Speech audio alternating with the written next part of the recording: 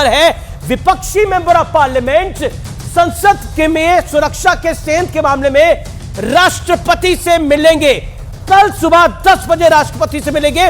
इस समय की बड़ी खबर है, इंडिया अलायंस के तमाम पार्टनर्स इसमें शामिल होंगे। गृह मंत्री से बयान देने की भी मांग है। गृह मंत्री अमित शाह बयान दे इस पूरे मामले में, यानी संसद में जो सुरक्षा में सेंध लगी है वो मामला बहुत आगे बढ़ गया है। विपक्षी सांसदों ने कल राष्ट्रपति से मिलने का वक्त मांगा है। सुबह 10 बजे मिलने के लिए जा रहे हैं। गृह मंत्री अमित शाह का जवाब मांगा जा रहा है और सुरक्षा के सेंध मामले में सरकार का बयान आ गया है। मैंने आपको पहले बताया था सरकार का बयान आया है। गृह राज्य मंत्री नित्यानंद राय का बयान आया है, अफवाहों पर ध्यान ना दे और प्रामाणिक बातों पर ध्यान रखे और मामले की उच्च स्तरीय जांच हो रही है। यानी भारतीय संसद के भीतर आज जो कुछ हुआ है वाकई बहुत चौंकाने वाला है और सुरक्षा का एक बड़ा लक्ष्य है। मेरे साथ Raghav Chadha member of parliament जुड़ रहे हैं। मेरे साथ राघव चड्ढा इस समय राज्यसभा मेंबर ऑफ पार्लियामेंट जुड़े हुए हैं। राघव जी, आवाज मिल रही है आपको मेरी? राघव चड्ढा,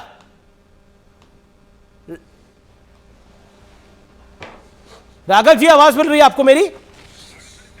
हाँ जी जी। राघव चड्ढा, इस समय दर्शक आपको देख रहे हैं। मेरा सवाल यह है कि विपक्षी सांसदों ने राष्ट्रपति से कल सुबह 10 बजे का वक्त मांगा है। जो खबर आ रही है, सरकार कह रही है कि अफवाहों पर यकीन ना करें, उच्च स्तरीय जांच की जाएगी, लेकिन विपक्ष अड़ गया है कि गृह मंत्री अमित शाह का जवाब चाहिए।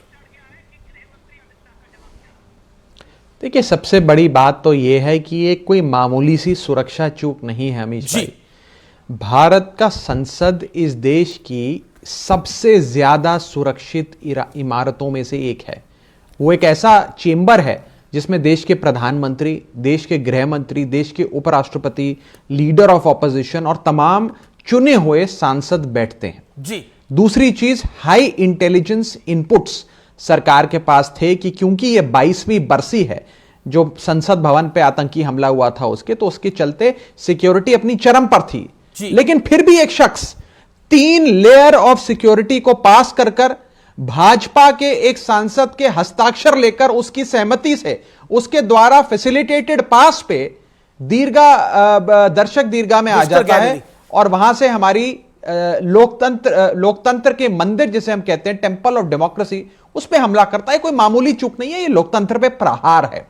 इसीलिए हम सब की ये मांग है कि इस सुरक्षा की, सदन की जो जिम्मेदारी जिसकी है, वो शख्स अपना बयान दे, जांच रिपोर्ट सबके सामने रखी जाए और हर पहलू पे जांच हो। जांच इस पहलू पे भी हो कि उस इंट्रूडर की मंशा क्या थी, जिस मंशा से वो सदन के भीतर आया, वो कूदा और उसने एक बहुत बड़ा हमला भारत की संसद भवन पे किया। और जांच इस बात पर भी हो कि वो भाजपा के सांसद ने कैसे हस्ताक्षर कर दिए, क्या वो भी षड्यंत्र का हिस्सा थे? उनकी भी जांच होनी चाहिए, उनके खिलाफ भी एक्शन। मेंबर ऑफ पार्लियामेंट है विजिटर, क्योंकि देश के सदन को हर देश का आम नागरिक, कॉमन मैन देखना चाहता है, आम आदमी देखना चाहता है और इसलिए देखना चाहता है कि उसे पता लगे कि देश का सदन कैसे चलता है, कैसे काम होता है, कैसे व्यवस्थाएं की जाती है। तो विजिटर आते हैं, आप भी विजिटर्स को कई पासेस इशू करते होंगे because you are a member of parliament of Rajya Sabha. ये लोकसभा में घटना घटी, प्रोसेस तो सेम ही है हर सांसद के लिए, जहां तक मेरी जानकारी, क्योंकि मैंने पार्लियामेंट को कवर करा है। प्रोसेस में कोई फर्क नहीं है, अगर आप सत्ता पक्ष के हैं, विपक्ष के हैं, प्रोसेस सेम ही फॉलो करना पड़ता है। इवन मिनिस्टर्स के लिए भी इसी प्रोसेस को फॉलो करना पड़ता है। क्या आपको लगता है कि ये सिक्योरिटी लैप्स है, मेंबर ऑफ पार्लियामेंट का उतना दोष नहीं होना चाहिए इसके अंदर, क्योंकि वो तो बुला रहा है? प्रोसेस की तो बात ही नहीं है। प्रोसेस के बारे में तो ना मैंने कहा, ना मुझे लगता और किसी ने कहा होगा। सवाल यह है कि अगर कोई सांसद किसी को सदन के भीतर बुला रहा है जी, उसे निमंत्रण दे रहा है, उसे अपना मेहमान बनाकर दर्शक दीर्घा में यानी कि विजिटर गैलरी में खुद हस्ताक्षर करके ला रहा है, तो कम से कम उसके बारे में तो जानता होगा कि वो व्यक्ति कौन है, वो क्यों आ रहा है, इसकी जिम्मेदारी। आज आपने देखा इस देश में एक सांसद को इसलिए निष्कासित कर दिया गया, उनकी सदस्यता समाप्त कर दी गई क्योंकि उन्होंने अपना यूजर नेम पासवर्ड एक किसी अलेजेड बिजनेसमैन को दे दिया था। यहां तो उससे भी बड़ा ब्रीच हो गया। यहां आपके हस्ताक्षर लेकर कोई शख्स दर्शक दीर्घा में आया और उसने सदन पे हमला कर दिया और भगवान का शुक्र है कि उसके हाथ में कोई ऐसा बम या कोई ऐसा औजार नहीं था जिससे जानमाल का नुकसान हुआ। कम से कम इसकी तो परमात्मा से हम प्रार्थना करते हैं कि कभी वो दिन ऐसा ना आए।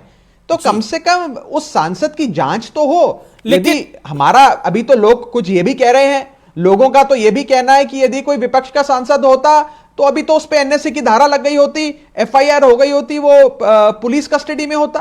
तो कहने के लिए तो बहुत लोग कई बातें कहेंगे, लेकिन हमें मोटे मोटे तौर पर जांच के सारे एंगल्स देखने पड़ेंगे। उस मेंबर ऑफ पार्लियामेंट की भी जांच हो, उसका क्या बयान है वो भी सामने रखा जाए और उचित कार्रवाई करी जाए। और किसी भी एंगल को आप खारिज ना करिए, चाहे वो षड्यंत्र का हिस्सा थे या नहीं थे, ये जांच का विषय है। नहीं, जांच का विषय है, मेंबर ऑफ पार्लियामेंट को आंसरेबल होना चाहिए। मैंने तो प्रोसेस की बात करी, और जहां तक हमने महुआ मोइत्रा का जिक्र किया, मैं उस विषय पर यह कहना चाहता हूं, देखिए वो विषय कुछ और था, ये विषय कुछ और है। तो शायद वहां पर जो था उन लोगों के ट्रस्ट का ब्रीच था, यानी जनता जनार्दन के ट्रस्ट का महुआ मोइत्रा ने ब्रीच किया था। कैश फॉर क्वेरी का मामला है, वो मामला ही डिफरेंट है। और लेकिन मेरे साथ आज दो मेंबर ऑफ पार्लियामेंट हैं, हनुमान बेनीवाल और मलूक नागर, एक बीएसपी के और बेनीवाल साहब। आप कुछ कहना चाह रहे हैं राघव जी? और इन दोनों ने उन दोनों हमलावरों को पकड़ा, इनको कुछ कहना चाहेंगे? इन दोनों ने हमलावरों को पकड़ा आज, इनको आप कुछ कहना चाहेंगे आपके फेलो मेंबर ऑफ पार्लियामेंट?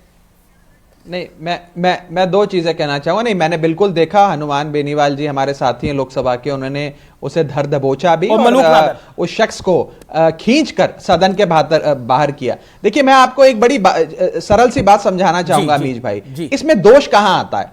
आप एक बड़े चैनल के एक बड़े संपादक हैं, एक बड़ा शो करते हैं, देश विदेश में आपका बड़ा नाम है। आपके स्टूडियो में अगर कोई आपके हस्ताक्षर से आपका मेहमान बनकर आता है तो आप उसे जानते तो होंगे, उसका बैकग्राउंड जानते होंगे, छोटी मोटी जांच पड़ताल करी होगी। कोई आपके स्टूडियो में आपका मेहमान बनकर आपकी अनुमति और आपके हस्ताक्षर से आ जाए और वो कोई ऐसा हमला कर दे, तो फिर तो जवाबदेही आपकी होनी चाहिए अमीश भाई। मैं यही कहना चाह रहा हूं कि अगर किसी सांसद के हस्ताक्षर से उसके मेहमान के तौर पे कोई शख्स दर्शक दीर्घा में आकर संसद पे, भारत के लोकतंत्र के मंदिर पे हमला करता है, तो उसकी जवाबदेही तो सांसद की तय होनी चाहिए कि भैया ये आदमी कौन था, क्या आप भी इसके साथ मिले हुए थे, क्या मंशा थी, क्यों आप उसे लाए, क्या उसके खिलाफ कोई कार्रवाई होगी कि नहीं होगी। ये सारे पहलू हैं, जांच के बाद इन पर फैसला लेना चाहिए। प्रताप सिन्हा को इसका जवाब देना पड़ेगा, बीजेपी मेंबर ऑफ पार्लियामेंट को इसका जवाब देना पड़ेगा, इसमें कोई दो राय नहीं है। मैं किसी भी थ्योरी को हवा में नहीं उड़ा रहा, मैं सिर्फ प्रोसेस की बात कर रहा था। लेकिन आपने काफी इंपॉर्टेंट एक चीज और सुनिएगा जी अमीश भाई, आज से 22 साल पहले आज ही के दिन 2001 को कुछ आतंकवादियों ने हमारे देश के संसद भवन पे हमला किया था। हम सब ने वो अनफॉर्चुनेट दृश्य देखे थे। आज ही हम सब ने सुबह उन वीर जवानों को श्रद्धांजलि दी। क्या पिछले 22 सालों में सिक्योरिटी के संदर्भ में हमने कोई वाजिब सवाल है इस प्रकार से फूल प्रूफ सिस्टम नहीं बनाया?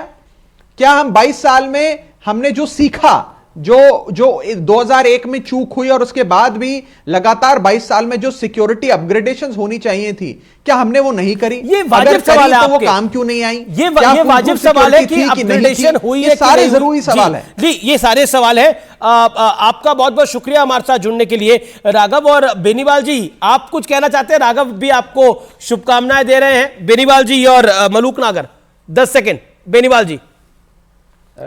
राघव जी हमारे मित्र हैं और इन्होंने